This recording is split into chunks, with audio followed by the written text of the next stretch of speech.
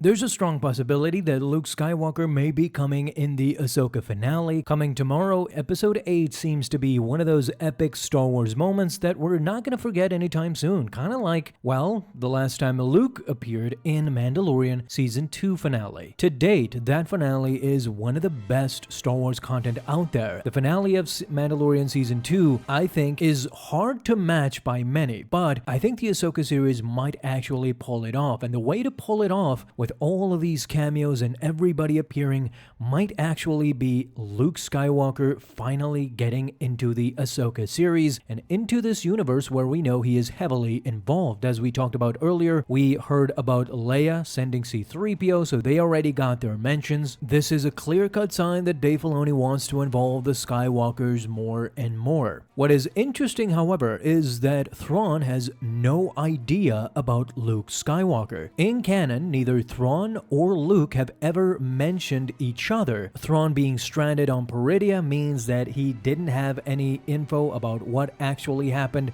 inside that throne room where Luke Skywalker defeated both Vader and Palpatine and essentially defeated the entire Empire. And the same goes for Luke knowing about Thrawn, because Thrawn was ousted before Luke came into his own. So both of them have never met or don't even know about each other. If Luke was to make a cameo in Episode 8, then this is the first meeting, the first gigantic meeting between these two prominent characters. First things first, I want to talk about if Luke meets with Thrawn, this is what he will learn about his father too. Keep in mind that Luke does not know everything there is to know about his dad, especially when it comes to his dad and Ahsoka too. The Imperial Remnant, and therefore Moff Gideon, have a substantial amount of data available to them, going back not only to Imperial times, but also during the Republic days. So you can see how powerful the Empire and the Imperial Remnant, now that they're trying to get back together, band together, and go against the New Republic, how powerful they actually are. Their arms stretch long into a lot of sectors and a lot of industries. You can see that the Imperial Remnant has a lot of data on their hands, and as I said, if they have the data available to go back and see Ahsoka's history down to which Jedi she served under during the Clone Wars, then how bad does their intelligence actually go? And also, what other data is available from the Inquisitorius on that datapad? I was really disappointed that Thrawn didn't read out a whole lot more than just Ahsoka's master, something that we already knew. Perhaps there should have been tidbits in there that we are not familiar with yet, and that would have been pretty cool to know too. But as we've seen at the end of the previous episode, Thrawn had requested every bit of information on this Jedi, such as background, history, including the identity of her master. However, it seems though as Thrawn was really not expecting for this to be the news, someone he very much knew personally. I mean, visibly he is shocked when he sees this, when he realizes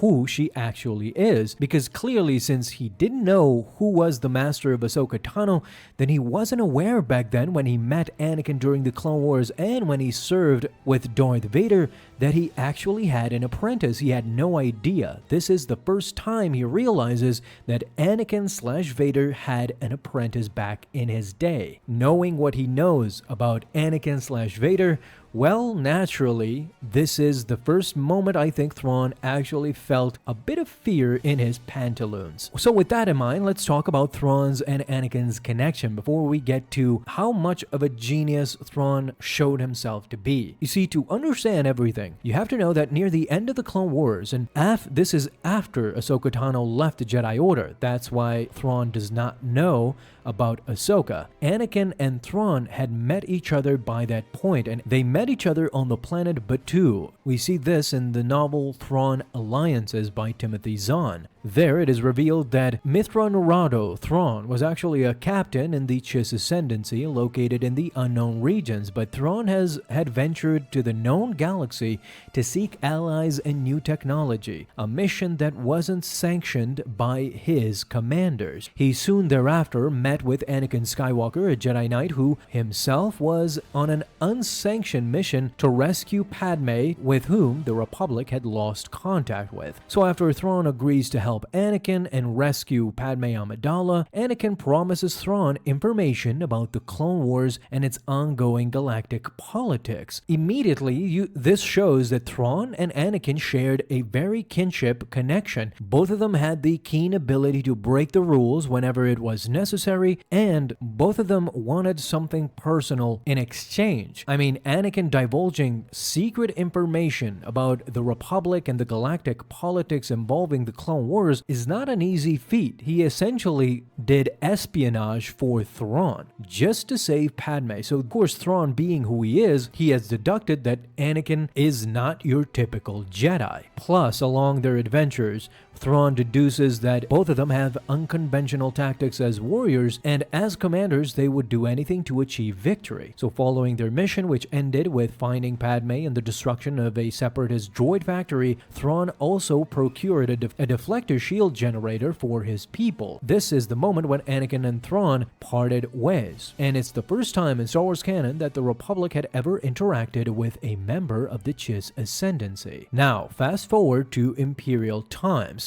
Thrawn would return to the known galaxy, having been exiled by his own people, the Chiss. In actuality, this was a ruse because he sought allies. Thrawn was then taken to Imperial custody and granted an audience with Emperor Palpatine himself. This is the moment when Thrawn chose to mention the name Anakin Skywalker, a Jedi that would vouch for him. Thrawn was saddened, of course, to learn that Anakin had died during Order 66. Palpatine told him himself. You could see that in the comics. Of course, Palpatine was secretly trying to probe Thrawn to see what he knew and what he didn't. Thrawn was informed about the end of the Clone Wars and the rise of the Empire, and gaining the Emperor's trust and favor by swearing his allegiance and offering knowledge of the unknown regions. This is how Thrawn was recruited into the Imperial Navy as one of the only aliens in the entire Empire. Thrawn, though, quickly rose through the ranks and became eventually a Grand Admiral of the 7th Fleet, where he was tasked with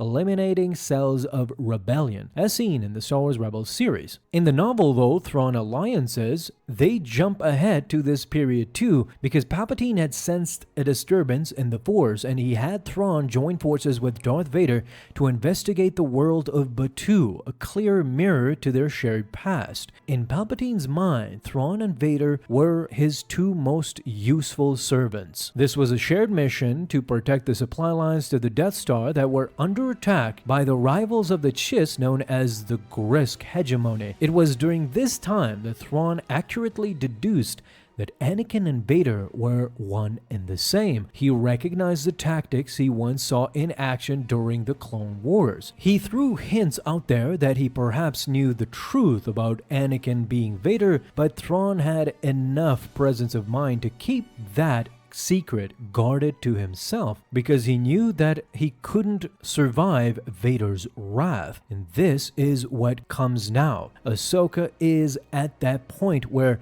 Thrawn doesn't know if she has completely invoked her master. Since he was, alas, afraid of Darth Vader, he now is afraid of Ahsoka too, knowing that if Anakin Vader had trained this apprentice, then who knows what she is capable of. Of course, we have to talk about the demise of the Empire and the defeat of both Palpatine and Vader during the Battle of Endor. Thrawn now stands as the best military leader to take over the Imperial remnant, as we clearly see. He thinks that this is how the Empire will be back to power. However, his exile into another galaxy is something that he needs to get out of, and this is where the fear comes in. Knowing that Ahsoka is the apprentice of Anakin Skywalker fills him with doubt that he will able to pull this off. By the end of the episode, he clearly feels confident because he thinks that he has tricked Ahsoka into fighting the battle on the ground while he loads up his ship and he is ready to depart, leaving them behind. You see, he doesn't need to kill them,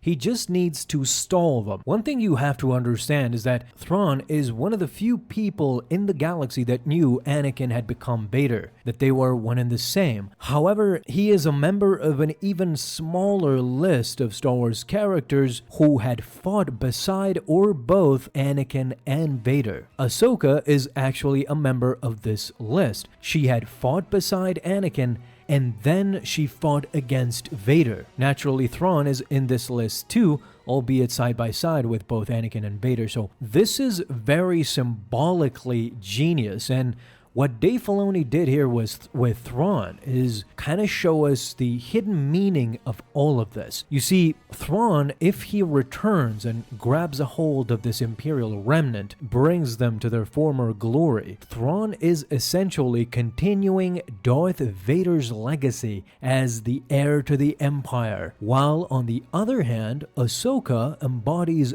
Anakin's legacy, so she will try to stop him. Essentially, what Dave Filoni is trying to tell us that the Ahsoka versus Thrawn battle will virtually be the Darth Vader versus Anakin Skywalker battle. So, of course, this comes with Thrawn being the deductful tactician, the pragmatic genius that he is, despite never actually facing Ahsoka Tano directly up until probably episode 8. That's where we're going to see them both meet up and probably go against each other.